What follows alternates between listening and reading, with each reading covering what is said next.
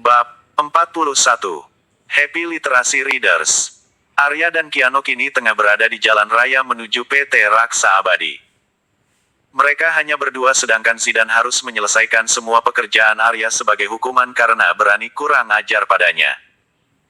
Entahlah itu benar-benar merupakan hukuman atau hanya akal-akalan Arya saja tak ingin diganggu kebersamaannya dengan anak-anaknya dan usahanya untuk memiliki wanita yang melahirkan anak-anaknya.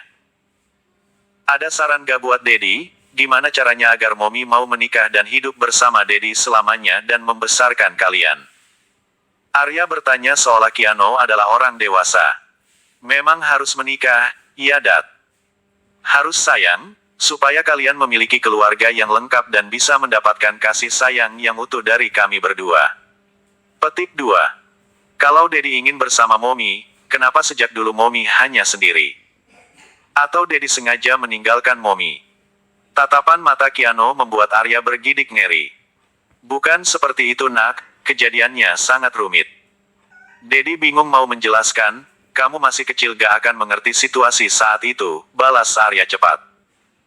Ia tidak ingin anak kecil yang sedang menatapnya salah paham dan menanam bibit kebencian padanya.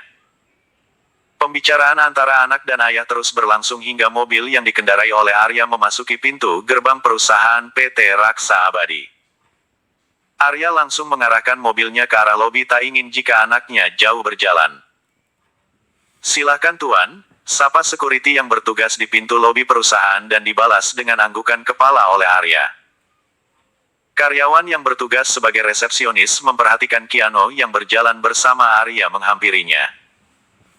Ia memikirkan hubungan antara dua anak kembar yang datang bersama direktur mereka karena memiliki kemiripan yang sama.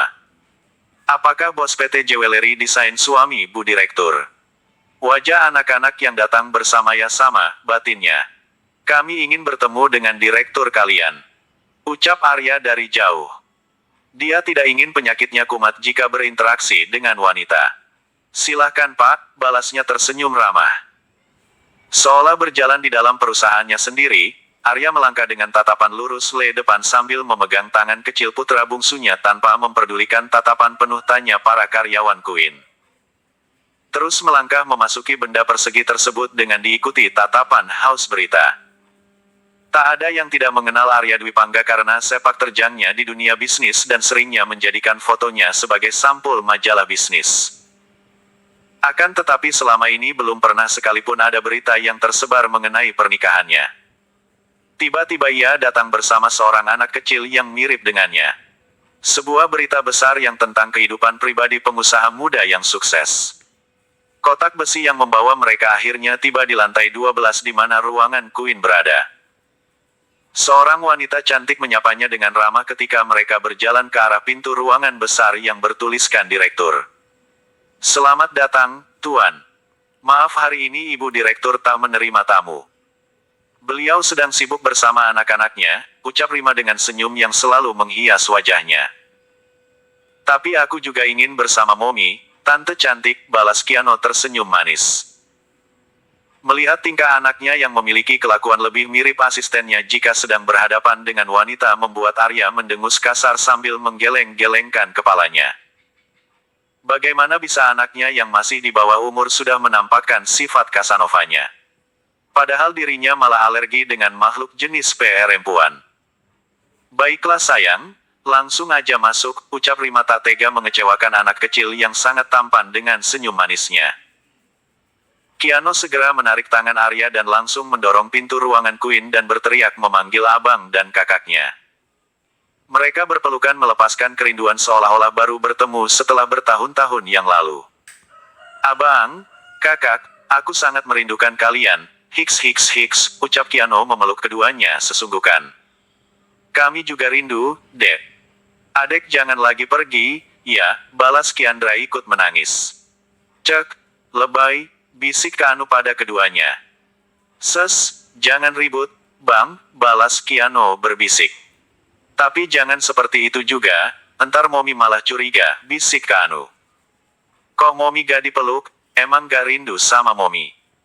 Queen pura-pura merajuk tanpa memperdulikan Arya yang sedang menatapnya. Tak ingin Mominya curiga, Keanu segera melepas pelukannya dan memeluk Queen dengan erat sambil mencium seluruh wajah Queen, sehingga Queen tertawa karena geli. Apa yang harus aku lakukan untuk membuatmu hidup bersamaku, Queen? Semoga anak-anak bisa menyatukan kita, batin Arya menatap mereka dalam diam. Ayo Daddy, kita berpelukan, ajak Kiandra gembira. Baik Queen maupun Arya sama-sama terdiam tak tahu harus bagaimana mendengar permintaan anak yang tak berdosa dan tak tahu apa-apa. Suasana tiba-tiba terasa canggung. Queen kembali mengingat peristiwa malam itu di mana Arya memeluknya dan merenggut mahkotanya. Sedangkan Arya merasakan sesuatu yang hangat menyentuh hatinya yang paling dalam. Mendengar permintaan putri kecilnya semakin memantapkan hatinya untuk berusaha agar mereka secepatnya menjadi keluarga yang utuh. Bab 42. Happy Literacy. Walaupun kedua orang dewasa tersebut merasa canggung, namun mereka tak ingin melihat wajah kecewa putrinya yang menatapnya dengan berbinar. Akhirnya mau tidak mau Queen menghampiri ketiganya dan memeluk mereka. Arya pun melakukan hal yang sama. Untuk kedua kalinya mereka bersentuhan. DGG di GGG. 1. Jantung Queen tiba-tiba berdetak kencang ketika kulit mereka bersentuhan. Hal yang sama juga dirasakan oleh Arya, jantungnya pun bekerja keras. Selain itu rasa hangat sebuah keluarga melingkupi dirinya, rasa yang terakhir ia rasakan saat kedua orang tuanya masih bersamanya. Arya menutup mata menikmati rasa hangat itu, ia merindukan rasa hangat tersebut, rasa hangat sebuah keluarga. Queen segera melepaskan diri dari pelukan berjamaah tersebut. Ia tidak ingin anak-anaknya ataupun Arya mendengar degup jantungnya yang tak bersahabat dan kembali ke kursinya. Arya menatap Queen sendu tak rela jika rasa semua harus berakhir. Rasanya beda ya bang dipeluk sama Mommy dan Daddy, tanya Kiandra dengan mata berbinar. Tapi itu gak mungkin terjadi, Mommy sama Daddy kan tidak tinggal bersama, Dad, jawab Keanu memberikan pengertian pada Kiandra. Mulai saat ini di depan Mommy sama Daddy, kita harus mengatur jadwal untuk tinggal bersama Daddy dan Mommy. Kalau abang dan kakak di rumah Mommy, maka adek di rumah Daddy, ucap Keanu. Abang setuju, bagaimana denganmu, Ki? Tanya Keanu terpaksa. Tapi kalau seperti itu, berarti kita tidak akan pernah lagi bersama seperti dulu, balas Kiandra dengan menitikkan air matanya. Selama ini mereka memang tak pernah berpisah. Arya menatap Queen dengan mata berkaca-kaca mendengar pembicaraan tiga anak kecil yang lebih mirip orang dewasa ketika berbicara. Hatinya luka namun tak berdarah mendengar ucapan polos mereka. Sedangkan Queen menangis dalam diam mendengar kata-kata buah hatinya yang sangat menginginkan sebuah keluarga yang utuh. Tidakkah hatimu tersentuh mendengar keinginan mereka? Pertanyaan Arya masih membungkam Queen. Jika kamu tidak mencintaiku tak masalah bagiku, yang harus kita pikirkan kehidupan dan perasaan anak-anak kita, lanjut Arya. Saya tidak ingin terjebak dalam pernikahan seperti itu. Dan anak-anak akan menerima dan mengerti setelah diberi penjelasan. Mereka adalah anak-anak yang cerdas dan pengertian. Selama ini juga mereka hidup tanpa ayah, ucap Queen tetap menolak keinginan Arya. 1. Mereka hidup tanpa ayah karena kamu menghilang. Asal kamu tahu keesokan harinya aku menyuruh anak buahku untuk mencarimu hingga kamu bekerja pada perusahaanku. Kalau masalah perasaan cinta kita bisa memulainya dari awal, buang semua amarah yang menyelimuti hatimu, pasti cinta akan ada di antara kita, ucap Arya yakin. Queen masih setia dengan diamnya mencerna kata demi kata yang diucapkan oleh Arya. Semua yang dikatakan diterima dengan baik oleh pikiran dan otaknya, hanya saja hatinya tetap menolak. Kepala Queen berdenyut memikirkan ucapan Arya dan si kembar. Apakah seumur hidupnya harus bersama pria tampan yang tengah menatapnya dengan tatapan mata elangnya? Apakah tidak ada cara lain? Apakah benar dia mencariku? Tapi untuk apa? Kalian tidak lapar? Queen akhirnya mengalihkan pembicaraan yang membuat kepalanya berdenyut sakit. Lapar Mom? Tapi kita makan di sini aja seperti di film-film makan bersama Daddy dan Mommy, ucapan Keanu lagi-lagi membuat Queen dan Arya saling bertukar pandang. Baiklah Mom, minta tolong Tante terima dulu, balas Queen dengan senyum kecut. Saat Queen berjalan ke arah pintu, tiba-tiba Arya berdiri dan meraih tangan Queen dan mengecup punggung tangan Queen dengan senyuman yang mampu menaklukkan hati kaum hawa. Jantung Queen berdetak kencang untuk kesekian kalinya. Kita mulai dari awal, ya, bisik Arya tepat di dekat telinga Queen. 1. Demi anak-anak saya akan mencobanya, balas Queen datar. Jangan hanya demi mereka, tapi untuk kita dan juga adik-adik mereka kelak, ucap Arya tak terima. Arya tak terima dengan ucapan Queen yang ingin bersamanya hanya demi si kembar. Ia juga ingin hidup bahagia dengan rasa cinta dan kasih sayang dalam sebuah keluarga. Sejak kedua orang tuanya meninggalkan dunia ini untuk selama-lamanya, Arya tak pernah lagi merasakan kebahagiaan, hanya sepi dan sunyi yang setia bersamanya. Walaupun di luar sana para wanita berbaris ingin menawarkan kebahagiaan, namun tak sedikit pun Arya tergoda hingga kejadian malam itu. Queen kemudian melanjutkan langkahnya membuka pintu ruangannya dan meminta pada Rima untuk memesankan makanan untuk mereka berlima. Tak berapa lama makanan mereka diantar oleh OB karena sejak Queen menjabat direktur perusahaan selalu memesan makanan di kantin kantor, selain enak juga dijamin kebersihannya. Bab 43. Happy Literasi All. Matahari kini mulai beranjak mengistirahatkan diri dan memberikan kesempatan pada bulan dan bintang yang menguasai gelapnya malam. Jika malam-malam sebelumnya bulan tanpa malu-malu akan langsung menampakkan diri, begitu pula dengan bintang. Akan tetapi malam ini benda-benda langit tersebut sepertinya ikut merasakan kesedihan Queen sehingga membiarkan diri mereka berselimut awan gelap. Malam ini benar-benar gelap, hanya sesekali terlihat kilatan cahaya dari langit. 1. Queen merasakan kesunyian yang tak berujung, kilatan masa lalu kembali menari-nari di pelupuk matanya ketika ia tinggal sendiri dalam keadaan yang sangat mengenaskan. Kini rasa itu kembali ia rasakan setelah seminggu ketiga buah hatinya bersama Dedi mereka.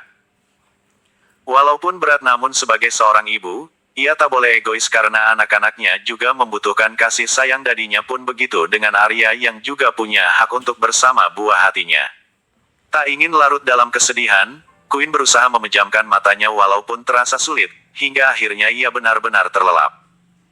Sudah larut malam tapi kenapa belum ada yang tidur? Tanya Arya melihat ketiganya belum ada yang tidur.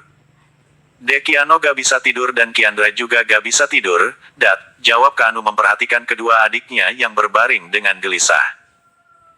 Kok bisa sih, kemarin-kemarin kalian tidur nyenyak, balas Arya bingung dengan anak-anaknya di tengah malam seperti ini. Kami gak bisa pisah sama Momi terlalu lama, Det, ucap Kanu murung. Bang, pulang yuk, Ki rindu Momi, rengek Kiandra. Besok aja ya, nak. Tengah malam begini pasti Momi kalian sudah tidur, bujuk Arya. Tapi kami gak bisa tidur, Dat, Kiano dan Kiandra mulai menangis. Ya sudah, Dedi coba telpon Momi kalian.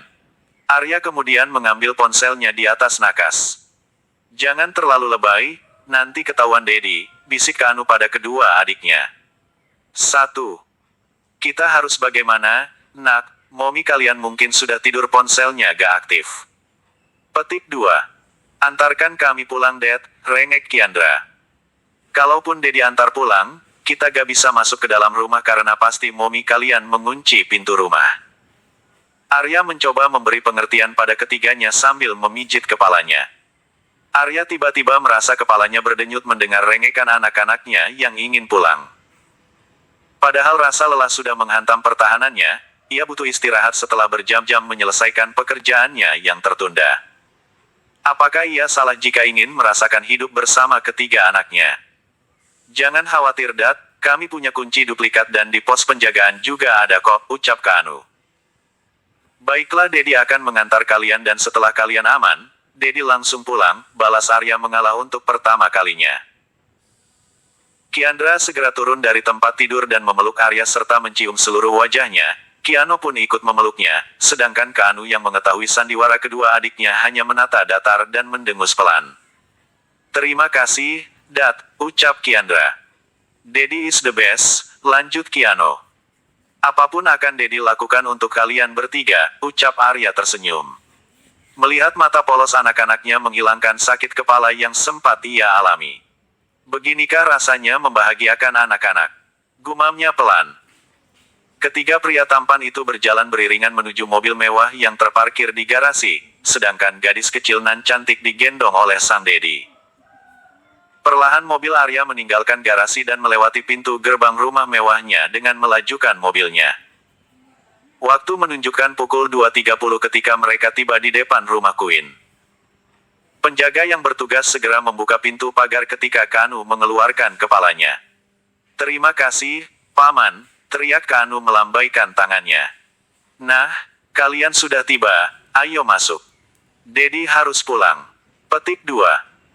"Tapi gimana caranya, Dad? Kiandra malah ketiduran dan kami gak bisa mengangkatnya," ucap Kanu sedramatis mungkin. "Bagus Bang, malam ini Dedi harus tidur di rumah kita," batin Kiandra pura-pura tertidur.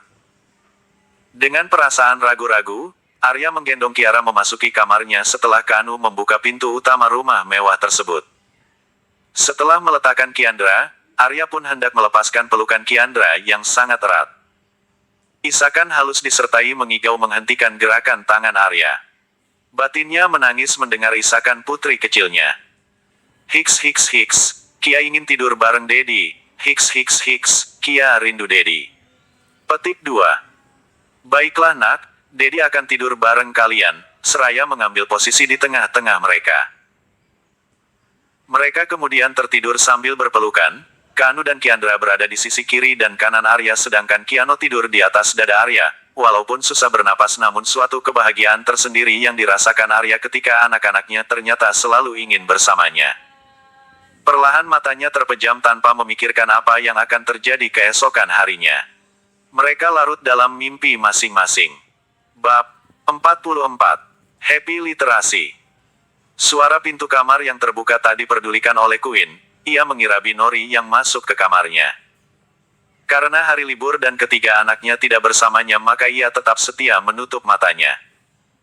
Sebuah tangan kecil memeluk pinggangnya membuatnya tersentak kaget hingga langsung terduduk. "Kiandra, masih pagi-pagi kalian sudah kembali, Momi kira kalian akan menikmati liburan." Petik 2. "Kami gak bisa lama-lama jauh dari Momi, tanpa melepas pelukannya. Abang dan Dekiano, mana?" "Di kamar Mom."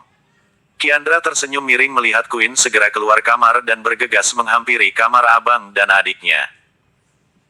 Ketika Queen telah berada di dalam kamar, Kanu dan Kiano yang sejak tadi bersembunyi di dekat sofa berjalan mengendap-endap dan menutup pintu perlahan dan menguncinya dari luar. Queen yang mendengar suara kunci diputar membalikkan badannya dan menggedor-gedor pintu. "Anak-anak, buka pintunya. Ini gak lucu, Momi gak suka lelucon seperti ini," teriakan Queen mengganggu pendengaran Arya yang sedang tertidur pulas di kamar putranya. "Hoam, ada apa sih ribut-ribut?" Masih pagi-pagi, suara Arya membuat jantung Queen berdetak kencang. Ia memperhatikan penampilannya yang masih memakai baju tidur. "Anak-anak, buka pintunya, sayang," kembali Queen berteriak. Di saat Queen panik karena perbuatan iseng si kembar tiga, justru mereka bertiga bertos ria dan tersenyum puas mendengar teriakan sang Momi. "Maafkan kami Mom, selesaikan urusan kalian karena kami tidak bisa memilih salah satu di antara kalian dan kami ingin keluarga yang utuh," balas Kanu berteriak. Arya yang sudah tersadar sepenuhnya seketika menegang jantungnya berdetak lebih cepat dari biasanya. Sesuatu yang hangat menjalar pada aliran darahnya, sesuatu di bawah sana menegang melihat Queen yang masih memakai baju tidurnya yang lumayan tipis. Arya tak mengerti dengan reaksi tubuhnya yang berlebihan hanya dengan melihat Queen seperti itu. "Kamu sengaja menggodaku dengan pakaian seperti itu?" tanya Arya mendekati Queen. "Apa maksud Bapak? Ini rumah dan kamar anak saya dan saya hanya ingin melihat mereka karena pagi-pagi sudah pulang," jawab Queen panik. "Ralat. Kamar anak kita. Terserah Bapak. Tolong jangan mendekat, bicaranya dari jauh saja." Arya ingin berhenti namun ia tak bisa melawan keinginannya untuk terus maju dan mendekati wanita yang telah menyembuhkan penyakitnya. Hanya Queen yang bisa ia sentuh tanpa menimbulkan penyakitnya. Arya kemudian memeluk Queen tanpa memberi kesempatan untuk menghindar. Queen terus berontak hingga tanpa sengaja ia menyentuh sesuatu yang keras. "Jangan bergerak, jika tidak ingin di bawah sana menuntutmu. Mungkin dengan ini kesalahpahaman kita bisa diselesaikan," ucap Arya lembut seraya menempelkan bibirnya pada bibir ranum milik Queen. "Semua bisa diham, Queen tidak menyelesaikan kata-katanya karena bibir Arya sudah T bibirnya. Ciuman yang awalnya hanya bertujuan untuk membungkam mulut Queen kini berubah menjadi panas. Queen mengutuk tubuhnya yang mengkhianatinya dan malah menikmati ciuman panas Arya. Queen kemudian memukul punggung Arya karena mulai kehabisan oksigen. "Kenapa Bapak melakukannya? Ini gak benar, Pak." Queen setengah berteriak saking kesalnya. "Tapi kamu menikmatinya," balas Arya tersenyum. "Mari kita lupakan kejadian di masa lalu. Saat itu salah satu rekan bisnisku ingin menghancurkanku dengan membuatku mabuk dan mencampur obat perangsang pada minumanku dan aku tidak tahu bagaimana kejadiannya hingga kamu berada di atas tempat tidurku. Walaupun setengah sadar aku sama sekali tidak mampu menahan pengaruh obat itu. Hingga terjadilah hal yang tak kita inginkan. Tapi percayalah sejak malam itu aku terus mencarimu hanya mengandalkan wangi strawberry yang hingga sekarang masih jelas tertinggal dalam ingatanku. Hingga akhirnya aku menemukanmu walaupun kamu terus-terusan menyembunyikan yang sebenarnya namun yang maha kuasa menunjukkan jalan hingga mempertemukan aku dan si kembar." Arya langsung menjelaskan semuanya. Kapan lagi ada kesempatan seperti ini pikirnya. Queen menatap Arya ragu. Pengalaman hidupnya yang pahit mengajarkan agar tidak langsung mempercayai setiap ucapan seseorang bahkan yang terkesan manis dan menjanjikan kebahagiaan sekalipun, seperti saat ini. "Aku tahu kamu ragu dan tak memiliki rasa cinta padaku, tapi percayalah aku memiliki rasa itu dan aku akan berusaha agar rasa cintamu padaku pun ada dan kita bisa hidup bahagia sebagai sebuah keluarga. Berkorbanlah sedikit lagi untuk anak-anak. Kamu jangan tersinggung. Aku tahu pengorbananmu selama ini dan untuk itu aku mohon maaf. Berikan aku kesempatan untuk menebus setiap penderitaan yang kalian alami," lanjut Arya menggenggam lembut tangan Queen dan berusaha meyakinkan. Terjadi pergolakan dalam batin Queen. Ia masih ragu dan tak ingin menderita lagi, namun kata-kata si kembar barusan membuatnya goyah. Ia tidak boleh egois, bagaimanapun anak-anaknya harus tumbuh dengan baik. Bagaimana jika seseorang ingin menghancurkan mereka dengan menggunakan si kembar sebagai senjata dengan menyebarkannya pada media? Bagaimana hancurnya perasaan ketiganya yang masih kecil? Mampukah mereka menerimanya? Bagaimana psikologis mereka nantinya? Queen meringis memikirkan segala kemungkinan yang bisa saja terjadi. Bab 45. Happy Literasi All.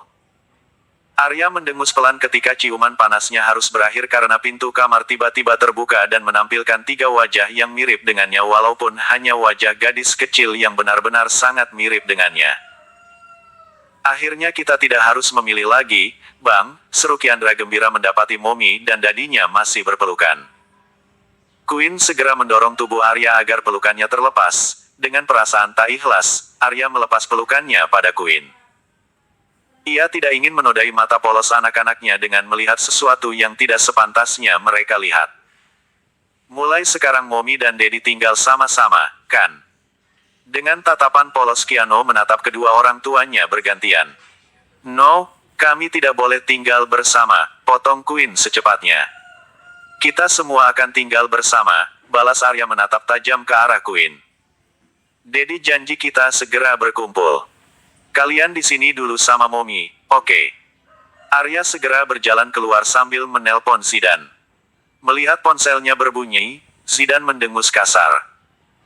Bagaimana tidak, baru saja ia duduk dengan santai ingin menikmati kopi yang entah sejak kapan terakhir ia nikmati dengan santai tanpa panggilan dari sang bos yang tak ada peka-pekanya pada asistennya. "Halo bos," sapanya mencoba menghilangkan kekesalannya. "Cepat cari penghulu sekalian jadi wali nikah, dan hubungi anak buahmu agar membuatkan dokumen pernikahan untukku 5 tahun lalu." Setelah itu datanglah ke rumah Tuan Anton Fahlepi bersama penghulunya. "Ingat tidak pakai lama, tut-tut." Selesai memberikan perintah Arya langsung memastikan telepon sepihak. 1. "Astaga, dosa gak sih kalau bunuh bos sendiri?" teriak Zidan frustasi sambil melempar ponselnya di atas meja. 1. "Dasar bos gak ada akhlak, hari libur malah disuruh cari penghulu. Berarti bos akan menikah." Zidan bermonolog sendiri dengan rasa kesalnya. Sadar dengan pembicaraannya dengan bosnya yang tak pernah salah, Zidan tersenyum dan turut berbahagia dengan kabar gembira tersebut, walaupun belum yakin 100%. Apa mungkin si bos menjebak calon nyonya bos? Kok kesannya tiba-tiba dan terburu-buru? Wah pasti si bos berbuat curang, nih. Sambil terus mengguyur tubuhnya, Zidane terus memikirkan segala kemungkinan yang Arya lakukan sehingga Queen secepat itu menerimanya.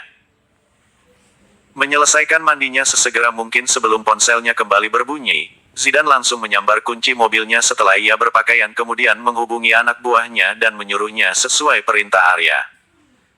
Sementara itu di rumah Queen, Arya bersama si kembar bekerja sama menyiapkan segalanya kebutuhan pernikahan. Tak lama kemudian sebuah mobil memasuki halaman rumah Queen, seorang pria muda turun dari mobil dengan membawa kotak besar berisi perhiasan dan cincin kawin yang dipesan oleh Arya dan si kembar. Ada apa ini? Kok ramai-ramai begini? Tanya Queen heran campur bingung melihat keadaan rumahnya yang kedatangan beberapa orang yang tak ia kenal. Yuk Mom, kita ke kamar aja. Hari ini Mommy harus tampil cantik, ucap Kiandra menarik lembut tangan Queen menuju kamarnya. Meskipun belum mengerti dengan semua yang terjadi, Queen mengikuti apa yang ingin dilakukan oleh Kiandra. Mata Queen mencari keberadaan Binori yang biasanya selalu menyiapkan sarapan pagi mereka, entah di mana keberadaan Binori saat ini. Ada apa sih, Ki, kok Mami harus dandan kayak gini? Macam mau ke kondangan aja, keluh Queen ketika Kiandra mengambil alat-alat make-up garis bawahnya. Maafkan kami Mom, semua ini kami lakukan karena kami menyayangi Mommy dan Daddy. Hari ini Mommy akan menikah dengan Daddy.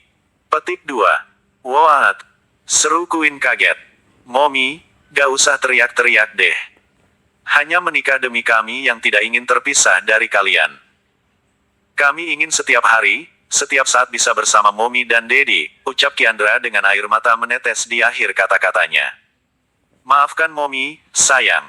Mommy hanya kaget tak menyangka semua ini terjadi dengan begitu cepat. Queen memeluk Kiandra dengan mata berkaca-kaca penuh penyesalan. Janji ya Mom, jangan marah sama Daddy. Semua ini kami yang menginginkan. Berikan kesempatan kedua pada Daddy, ucap Kiandra dengan wajah memelas. Demi kalian, Mommy akan melakukan apapun yang penting kalian senang dan bahagia, senyum Queen mengelus kepala Kiandra dengan sayang.